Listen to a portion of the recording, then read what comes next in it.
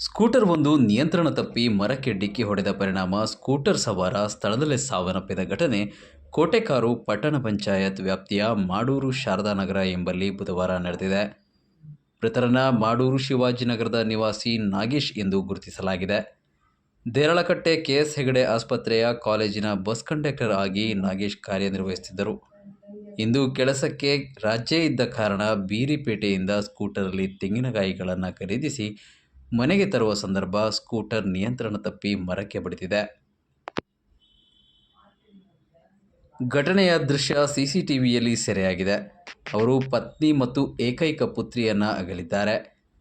ಮಂಗಳೂರು ದಕ್ಷಿಣ ಸಂಚಾರಿ ಠಾಣಾ ಪೊಲೀಸರು ಸ್ಥಳಕ್ಕೆ ತೆರಳಿ ಪರಿಶೀಲನೆ ನಡೆಸಿ ಪ್ರಕರಣ ದಾಖಲಿಸಿಕೊಂಡಿದ್ದಾರೆ.